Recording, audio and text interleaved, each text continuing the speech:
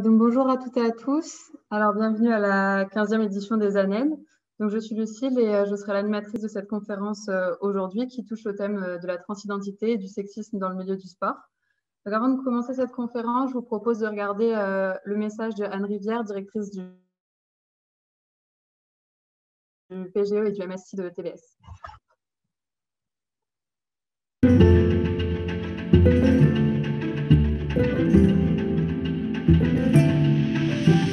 Bonjour à toutes et à tous, je suis Anne Rivière, je suis directrice du programme Grande École de TBS. Je suis ravie de vous accueillir pour cette seconde journée des ANED. Cette année, c'est un événement 100% digital organisé par nos étudiants du B3D. J'en profite d'ailleurs pour remercier tous les étudiants impliqués dans l'organisation et nos partenaires. Après une première journée consacrée à la protection des océans, que vous a présentée Stéphanie Lavigne, au programme de cette seconde journée, des thématiques inspirantes liées à la RSE et ses trois piliers, social, environnemental et économique. Vous découvrirez des experts, des associations, des entrepreneurs, mais aussi pour la première fois des enseignants-chercheurs de TBS qui vont échanger sur des thématiques comme la politique climatique, les inégalités femmes-hommes, l'inclusion dans l'entreprise ou encore l'entrepreneuriat social. Je vous rappelle que ces conférences seront accessibles en différé sur la chaîne YouTube de TBS. Les Assises nationales étudiantes du développement durable sont bien la preuve de l'engagement de TBS pour vous,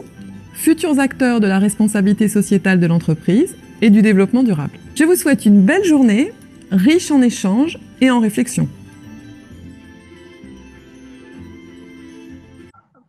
Donc, comme vous le savez, l'école est engagée dans une démarche RSE depuis plusieurs années et les ANED font partie maintenant des rendez-vous incontournables en termes de développement durable de TBS.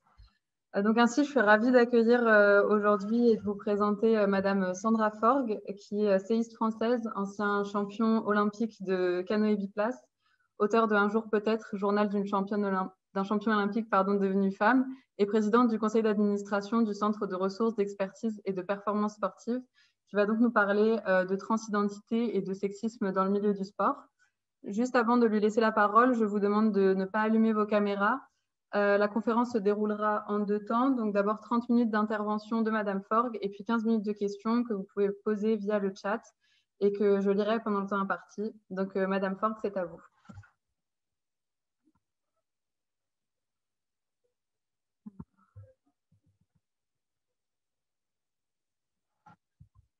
Excusez-moi, c'est bien moi qui avais coupé le micro. Bonjour à toutes et à tous. Donc, je me présente effectivement, je m'appelle Sandra Forgue. Je suis née dans les Pyrénées, au pied des montagnes coulées de belles rivières, ce qui m'a permis de faire du canoë-kayak et donc de faire la compétition avec mon équipier. Alors que j'étais un homme, nous avons remporté les championnats du monde, les Jeux olympiques et nous avons une carrière d'à peu près une quinzaine d'années dans le sport de haut niveau. En parallèle de ça, j'ai fait mes études à l'université Paul Sabatier, où j'ai fait donc un diplôme d'informatique, un DEVA d'informatique, après avoir fait un doc de maths, et ça me permet d'avoir un double projet, donc une carrière professionnelle en sport, une carrière professionnelle en informatique.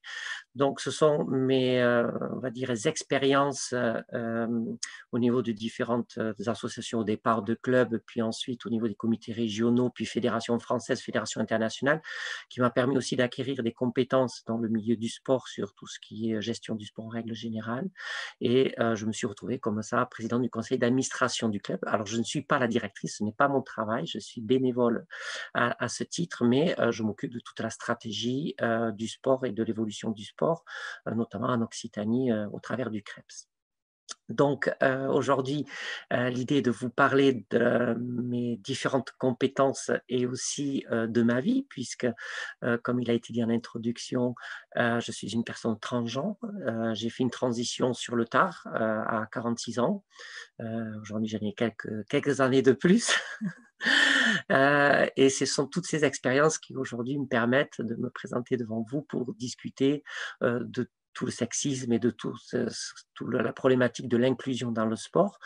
Sport qui, par nature, se voudrait être inclusif, se voudrait être, on va dire, un modèle sociétal avec toutes les valeurs que cela peut peut amener, hein, c'est-à-dire tout ce qui est équité, tout ce qui est respect des règles, tout ce qui est valeur de l'entraînement, valeur du travail, valeur de l'acceptation de perdre aussi. Voilà, le sport est un facteur qui permet une activité qui permet de mettre en exergue tout ce qu'on attend de la qualité d'un être humain en règle générale. Et ça, c'est chez les bisounours, puisque effectivement, tout ne se passe pas comme ça dans le milieu du sport où la société vient quelque part griffer ou abîmer toutes ces valeurs que l'on pourrait vouloir avoir au niveau du sport. Alors aujourd'hui, le thème, c'est le sexisme et les problématiques d'inclusion. Aujourd'hui, je vais vous présenter, alors en même temps, j'ai préparé quelques petites images pour quelques petites slides pour vous présenter un petit peu on va dire, mon propos, hein, pour illustrer mon propos. Donc, je vais essayer de faire en sorte que ça marche. Voilà, donc je ne sais pas si vous le voyez, mais pour moi, le sexisme dans le sport, ce n'est pas lié au sport en lui-même, ce n'est pas lié à l'activité sportive, mais c'est tout simplement lié à l'histoire de la société et de l'évolution des êtres humains dans la société. J'ai mis en exergue 4 photos qui montrent au début du XXe siècle, donc dans les années 1900, au moment des Jeux Olympiques de Paris, la tenue des sportifs, et on voit bien l'implication que pouvait avoir la société, hein, où l'homme devait être beau, la femme devait être belle, enfin bien présentée, l'homme il ne devait pas être beau, il devait bien présenter, la femme elle devait être belle, et donc on se retrouve avec des tenues où le sport féminin par nature était déjà forcément dégradé par sa tenue, puisque autant on peut faire du sport en pantalon et chemise, mais autant faire du sport, du tennis en robe, ça devait être quelque chose d'assez comique. Juste, on ne voit pas votre présentation, je ne sais pas si vous avez bien. Ah ben si, j'ai partagé, ouais. J'ai partagé. Alors je vais départager, le refaire, mais là, ah si, voilà. Ça devrait aller mieux. C'est bon, super. Excusez-moi. Donc, voilà. Donc, comme je vous présentais, donc voilà, on voit 4 photos. Un joueur de tennis, une joueuse de tennis dans les années 1900, puis récemment avec Nadal et je ne sais plus la dernière de dos qui c'est, mais voilà, c'est pour illustrer, on va dire, cette problématique de la société qui vient, qui est venue, on va dire, empêcher le développement du sport féminin pendant des siècles, hein, pendant des millénaires. On retrouve les traces du sport féminin dès l'Antiquité, en fait. Sauf que la femme, par nature, était conservée au sein du foyer, puisque en âge de procréer, comme il n'y avait pas de contraception, la femme se retrouvait avec une kyrielle de bambins à élever, à éduquer, et on ne retrouvait finalement que quelques aventurières ou aventureuses d'ailleurs, ou des femmes qui, par ne pouvant pas enfanter, se retrouvaient à avoir des activités plus masculine, avec toutes les capacités de pouvoir avoir à gérer donc toute une famille. Ça a perduré avec une accélération de la discrimination qui est arrivée au moment de l'apogée de toutes les religions, en règle générale, où effectivement, au Moyen-Âge, avec toute la partie Inquisition, tout ce qui pouvait être affilié, entre guillemets, au jeu, notamment les joutes cavalières, chevaleresques, tout ce qui était jeu de paume, voilà, tous ces embryons de sport n'étaient pas forcément réservés aux hommes, si ce n'est que voilà, la femme devait s'occuper des enfants et de la famille, rester au foyer, et les religions sont venues appuyer encore un petit peu plus ça. Donc on retrouve l'évolution du sport féminin, on va dire, avec la Révolution française a amené un écartement un petit peu de la religion et de la gouvernance, ce qui a permis aux femmes d'ailleurs d'avoir des postes en règle générale beaucoup plus appropriés à une égalité, encore que là aussi il y a eu un retour de valeurs traditionnelles quelques 50 ans plus tard, et on retrouve au début du siècle encore du XXe siècle des traces de discrimination où les femmes n'ont pas le droit de faire un certain nombre de sports. Elles sont réservées, cantonnées à certains sports, donc le tennis en été, le golf en été. En 1900, c'est la première fois où les femmes sont autorisées à participer aux Jeux olympiques, et encore que sur 2 sports. Donc, quoi qu'il arrive, de toute manière, oui, on autorisait un petit peu les femmes pour ne pas dire qu'on ne les autorisait pas, mais on les cantonnait à un certain nombre de choses et on leur enlevait toutes ces libertés. Alors, c'est important d'évoquer ça parce qu'on retrouve encore aujourd'hui des traces de cette éducation. On en parlera dans le futur. Néanmoins, on voit bien que la société a largement évolué et que la problématique du sport féminin suit l'évolution sociétale, et qu'aujourd'hui, la femme n'a pas, on va dire, des carcans d'habits ou des carcans institutionnels qui l'empêchent de pratiquer. Ça va être plus des effets sociaux ou des effets de mode qui vont empêcher la femme d'être à équité vis-à-vis des hommes, notamment tout ce qui est l'aspect médiatique, puisqu'à chaque fois les hommes nous remettent que les femmes ramènent moins d'argent dans les médias, dans les sports. Lorsqu'on voit du sport à la télé féminin, c'est moins bien que les hommes, et donc du coup ça vaut moins cher, et donc on paye moins les joueuses ou les joueurs ou les joueuses, voilà, les sports féminins. Donc on le verra plus tard. Vous dire aussi que les stéréotypes ont la vie longue, encore aujourd'hui. C'est-à-dire qu'on attend d'un homme qui soit fort, costaud, viril, donc qui montre toute sa puissance, que l'homme est forcément beaucoup plus costaud que la femme elle est frêle, quand elle fait du sport, elle faut pas qu'elle soit performante, il faut qu'elle soit jolie. Voilà, hein, ça va être les critères d'un sexisme qui est très induit par la société, tout simplement parce que personne ne dit oui, moi je veux juste que la femme soit belle et que l'homme soit costaud et viril, mais néanmoins on s'aperçoit que globalement beaucoup de gens sont encore pendus à ces stéréotypes et qu'il est très difficile de les casser. Une fille qui n'est pas belle et qui fait du sport, elle va être forcément dévalorisée, alors qu'un garçon qui n'est pas forcément beau, mais qui a une carrière sportive forte, eh bien, il va être mis en exergue. Tout ça pour dire que ce qu'on appelle le dysphorisme sexuel, hein, c'est celui qui tend à expliquer la différence squelettique, musculaire et physiologique entre les hommes et les femmes, parce qu'on ne va pas se le cacher, hein, il y a des différences qui remontent, on va dire, à des centaines de milliers d'années ou des millions d'années à la création de l'être humain, où, contrairement à certains animaux, hein, si on prend par exemple les chevaux, que ce soit les femelles ou les mâles, ils pâturent dans les mêmes prés, ils font les mêmes choses, et bon, effectivement, la pouliche va enfanter, va pouliner plutôt, et donc va avoir une partie de gestation où elle va effectivement être en difficulté là-dessus, mais globalement, le reste du temps, elle est complètement comme les autres chevaux. Donc, on trouve dans les concours équestres, on trouve des chevaux, des chevaux femelles qui sont aussi performantes que des chevaux mâles. Il n'y a pas vraiment de différence à ce niveau-là, avec quelques petites différences, mais qui sont quand même moindres. Dans l'anthropologie de l'être humain, le chasseur est parti chasser, la femme est restée protéger ses petits, et donc petit à petit s'est retrouvée avec un développement physique qui s'est retrouvé amoindri.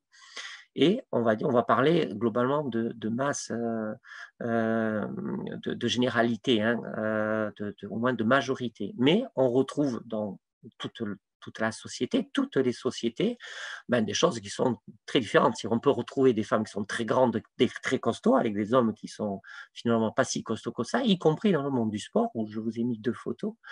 celle d'un cycliste, hein, où on peut voir les bras du cycliste, et puis une femme de l'équipe de France de kayak de course en ligne, où on voit toute sa musculature, voilà, elle est bien une femme cisgenre, et lui, il est bien un homme cisgenre aussi, et donc ce dimorphisme, il n'est pas forcément comme la slide précédente, complètement orienté sur un stéréotype. Donc aujourd'hui, pourquoi les femmes sont discréditées dans le sport? Ben, tout simplement, c'est sociétal. Les femmes, lorsqu'elles sont éduquées quand elles sont petites, on leur dit attention, tu vas te faire mal, une femme c'est fragile, un garçon, eh ben, vas-y, tu peux y aller, il faut que tu sois costaud, vas-y, lâche-toi. Et naturellement, que ce soit les hommes ou les femmes d'ailleurs, hein, c'est pas que les hommes qui discréditent, on apprend à la femme à faire attention, on l'apprend à être douce, on l'apprend à être fragile, tout simplement. Il y a une éducation à la fragilité de la femme, alors qu'on retrouve notamment chez les sportives des casse-coups total, hein. Nouria Nouman dans le canoë qui saute des chutes et qui fait du kayak extrême, même moi, je n'irai pas du tout là où elle va. Pareil en ski, hein, ou le VTT de descente.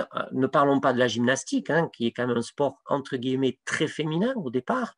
Je ne sais pas si vous avez essayé de faire le saut comme elle le fait au-dessus d'une poutre, mais il faut en avoir dans la cervelle et dans les muscles et dans l'intention d'agressivité pour arriver à faire ce genre de choses. Donc, le côté éducatif de la femme fragile qui ne sait pas faire de sport, c'est très culturel. Néanmoins, on va retrouver quand même un certain nombre de différences avec les hommes, notamment qui est lié à l'aspect physiologique, où on va y revenir. La testostérone fait partie de ces hormones que les mâles produisent et qui vont amener une impulsion, va amener une faculté d'émettre une énergie très courte, très forte à un instant donné, et qui va donner une certaine sorte d'agressivité naturelle beaucoup plus prononcée que la femme. Donc les transgenres dans tout ça.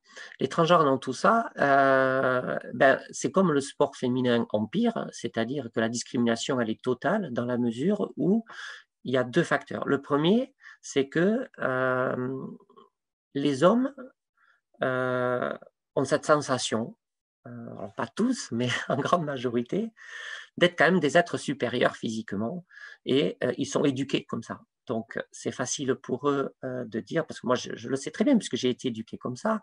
Donc, on est petit garçon, on se bat avec son copain, on se tape sur l'épaule, on est sans arrêt en train de se chercher, et les filles beaucoup moins. Voilà, les filles, on est plus dans le partage, on est plus dans voilà, tout ce qui va être plus glamour, plus prince charmant. Alors pas toutes, hein, puisqu'il y a des filles qui sont très masculines.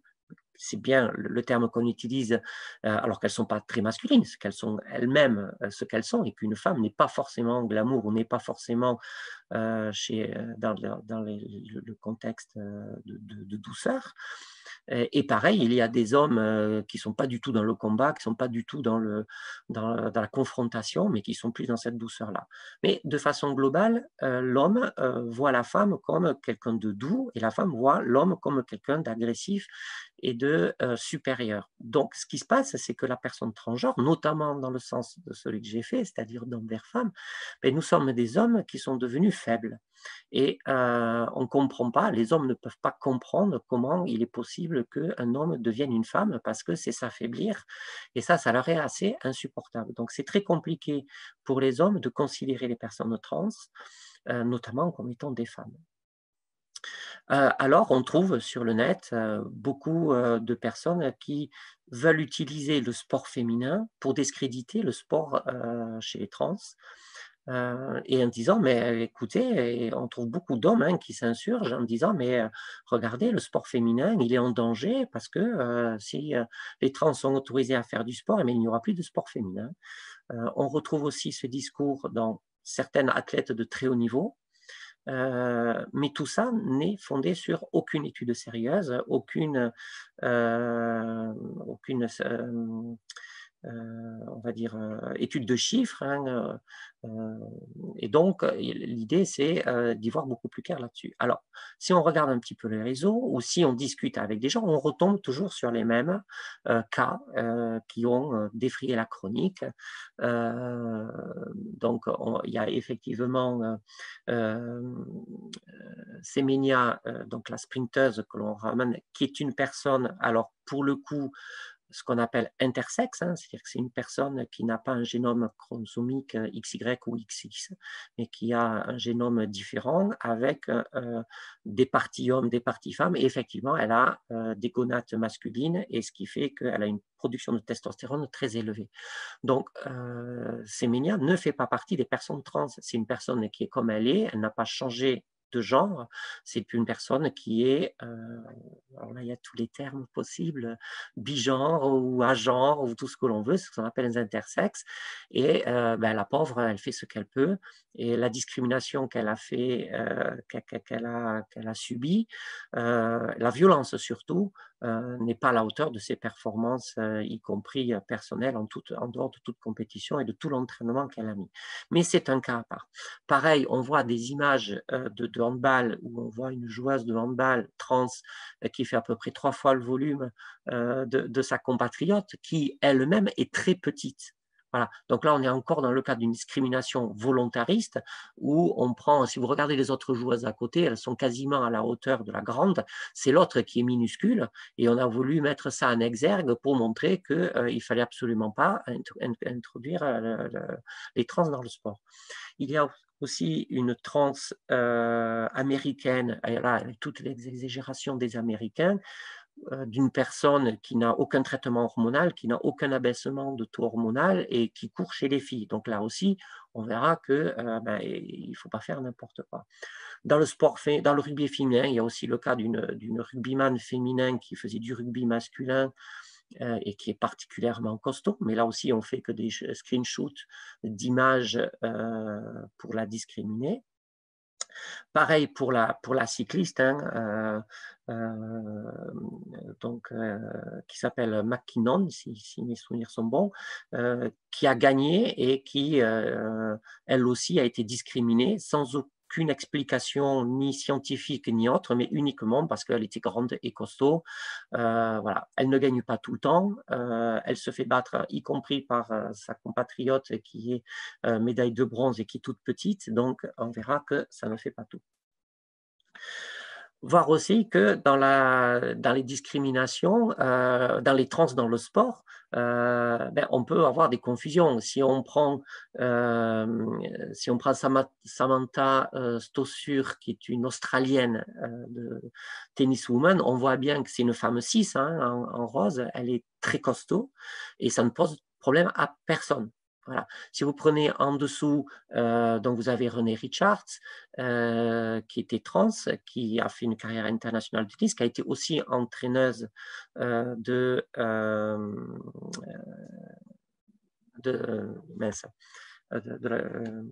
bon, ça va me revenir, je vais la citer après, d'ailleurs, qui a discriminé les trans.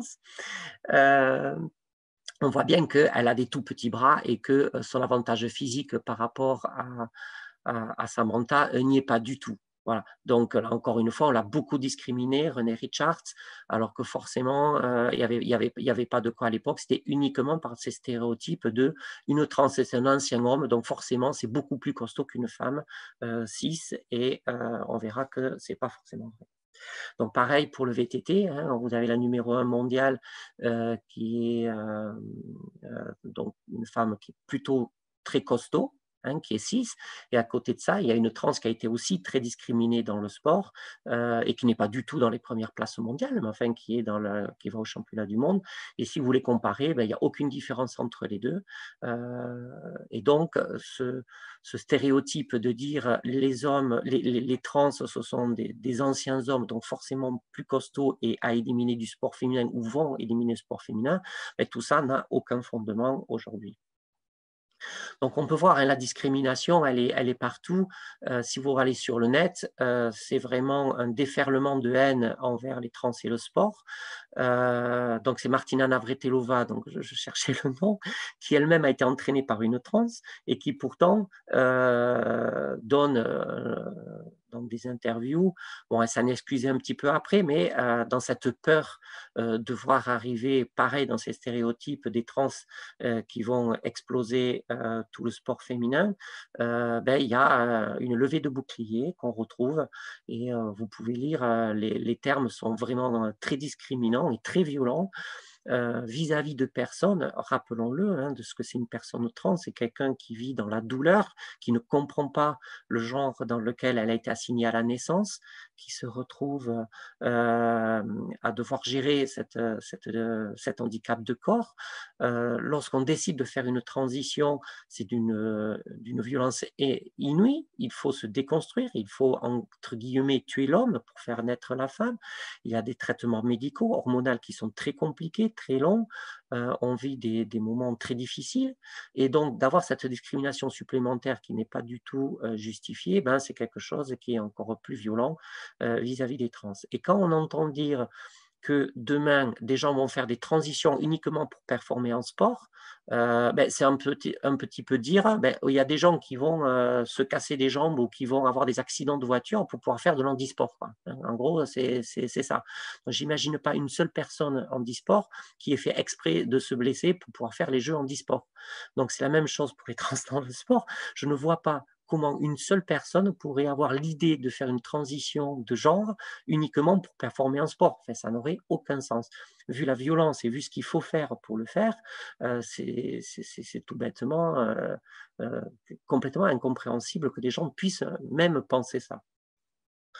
Donc, pour finir, je vais parler, ben, moi, de mon vécu, hein, tout simplement.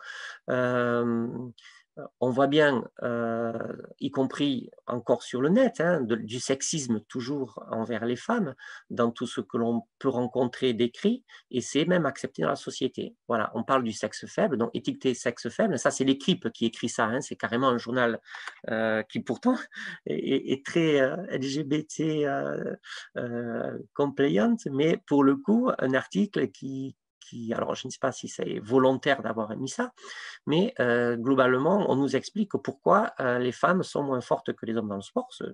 Les raisons aujourd'hui sont connues. Hein. Sur les statistiques, on voit bien que 90% des records, que les femmes sont à 90% des records masculins. Il y a une perte de 10% globalement entre les femmes et les hommes. Donc, ce n'est pas énorme non plus. On en fait tout un pataquès à ce que les hommes soient vraiment au-dessus du lot des femmes, les pauvres petites, alors qu'il n'y a que 10% de perte. Ça veut dire que la meilleure femme, elle est largement et de loin dessus beaucoup d'hommes, de façon générale. Voilà.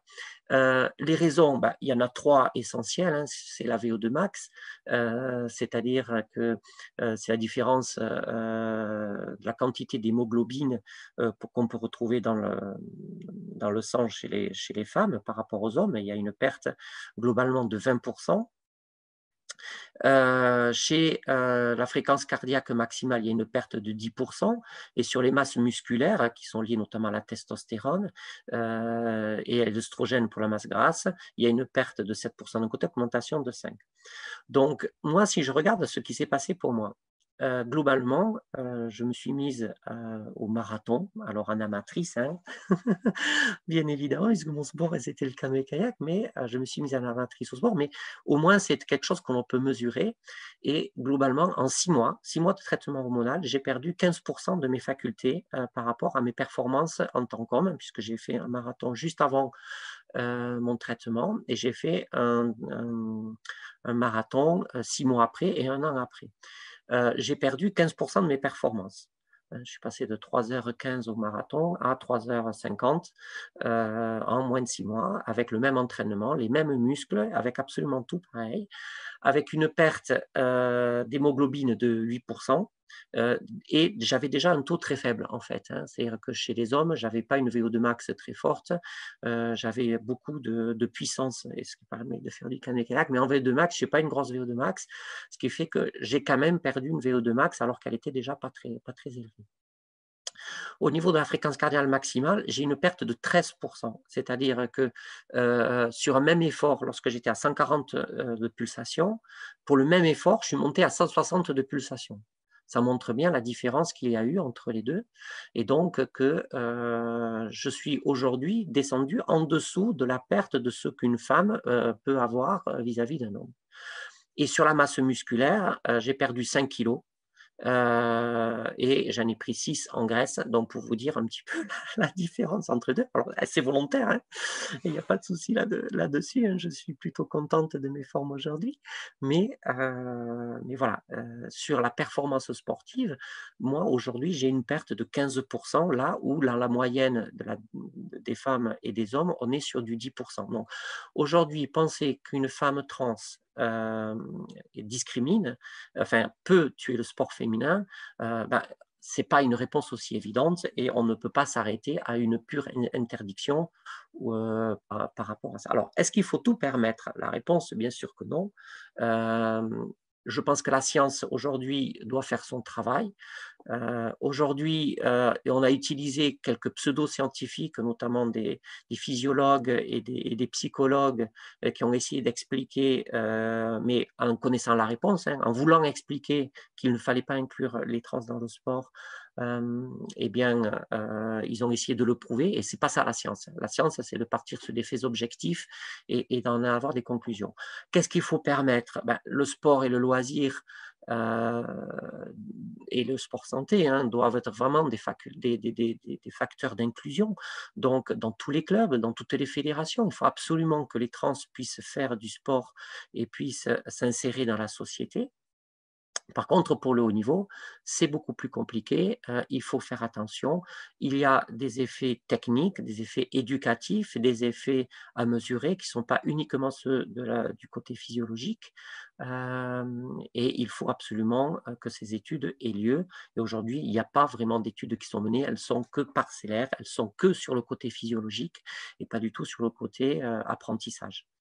Notamment les garçons qui pratiquent ensemble peuvent avoir des taux de technicité parce que plus à même de pouvoir fréquenter des gens de meilleur niveau et du coup quand on se retrouve avec un niveau de fréquentation moindre dans certains sports pratiqués par des filles en moindre quantité, elles vont se retrouver techniquement supérieures, pas sur le côté physiologique mais sur le côté technique ou appréhension mentale et donc du coup se retrouver au-dessus du lot. Ça peut être mon cas, par exemple, en canoë-kayak. Voilà, le canoë féminin est assez récent. Le kayak féminin est très ancien, mais le canoë féminin est très récent.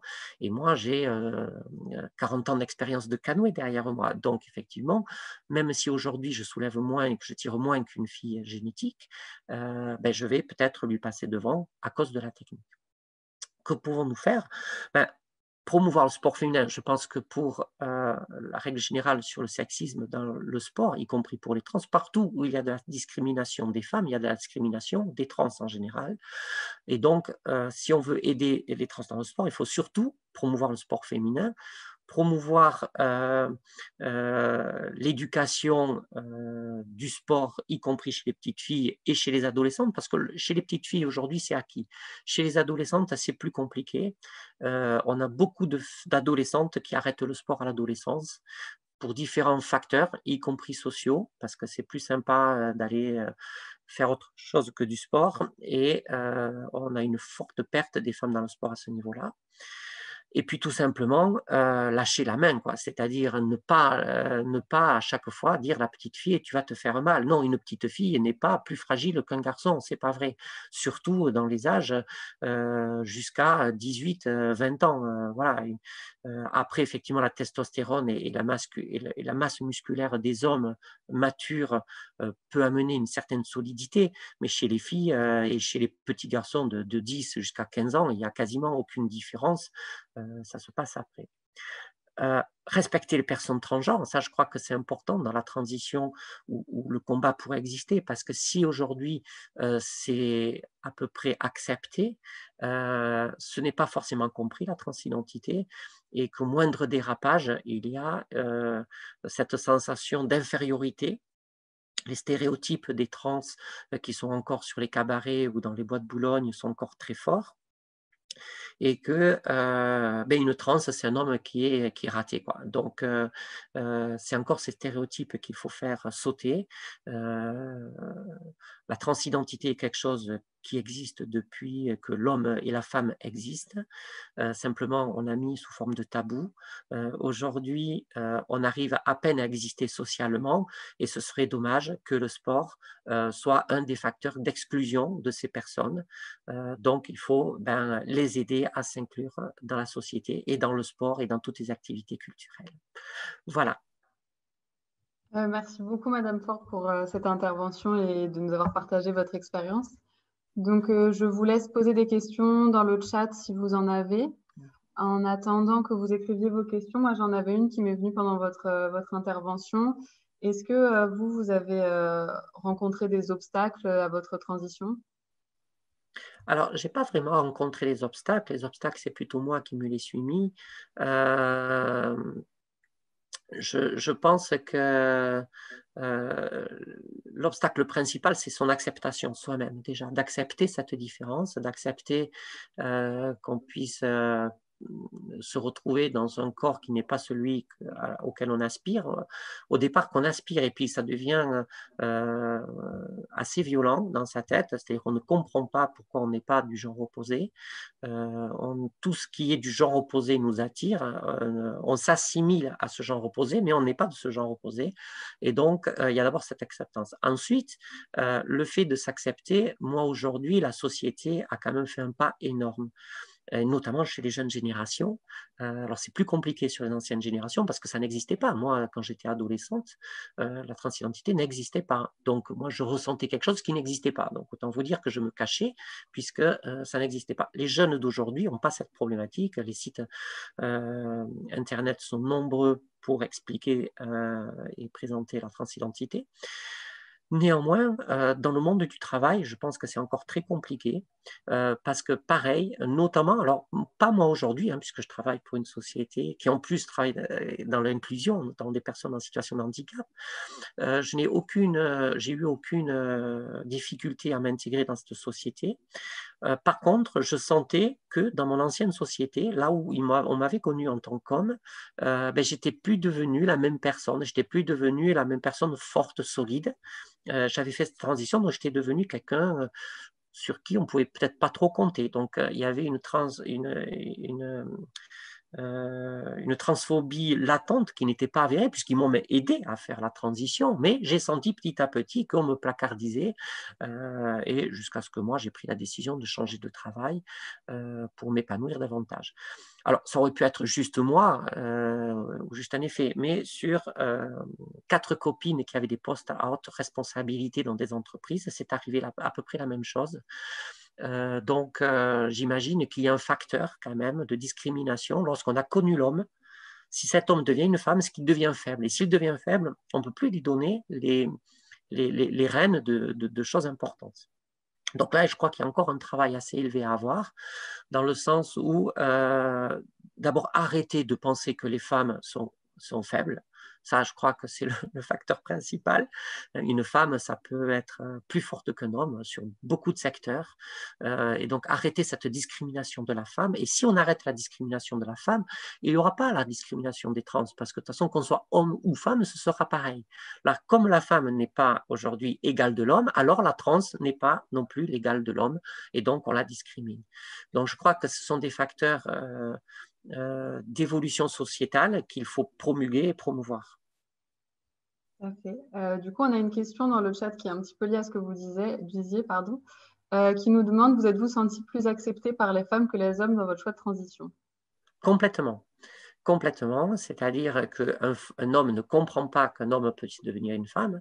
Donc j'ai plein d'amis hommes qui vont m'insulter, et qui sont super sympas avec moi. Donc vraiment, il n'y a aucun problème sur ces amis-là, mais de façon générale, je ressens auprès des hommes qui ne me considèrent pas comme une femme, qui me considèrent comme un être voilà, trans, une trans, une femme trans. À l'inverse, les femmes me considèrent vraiment comme des femmes. Et donc, j'ai eu très rapidement un soutien très fort de la gente féminine. Et du coup, vous parliez un petit peu des solutions à l'échelle un peu globale. Qu'est-ce que nous, à notre échelle, on peut faire pour faire évoluer la situation? Alors moi, je pense qu'il faut vraiment faire en sorte que ça soit un non-événement, une personne trans. C'est-à-dire quand vous avez des trans autour de vous. Alors au départ, hein, quand je reprends mes photos de transition ou mes reportages dans mes débuts de transition, j'ai presque honte parce que c'est vrai qu'au bout d'un moment, on ne ressemble pas à grand-chose. Hein. On n'est plus un homme, on n'est pas encore une femme. Voilà, c'est pas une baguette magique, une transition. Hein. Ça, il faut à peu près 3-4 ans pour arriver à faire une transition quand je dis abouti, c'est-à-dire qu'il n'ira pas plus loin dans la transformation physique. Du coup, le regard qu'on peut avoir sur moi, hein, donc cette appréhension, le regard est la première, la première sensation qu'on a quand on rencontre personne, c'est au niveau du regard. Alors, quand on est bienvoyant, bien évidemment, si on est malvoyant, ce sera d'autres facteurs, mais quand on est bienvoyant, on a un a priori qui se fait sur la vue. Donc, au départ, c'est très compliqué. Voilà, on ne ressemble plus à grand-chose et il faut être un petit peu indulgent avec ces personnes qui changent de physique, qui changent de look. Parce que dans leur tête, ils sont déjà dans l'autre genre, mais pas forcément physiquement, et donc ça prend du temps. Donc déjà, accepter cette phase-là, qui est assez compliquée. Les aider aussi, hein, parce que c'est compliqué, on a besoin d'aide, les personnes trans.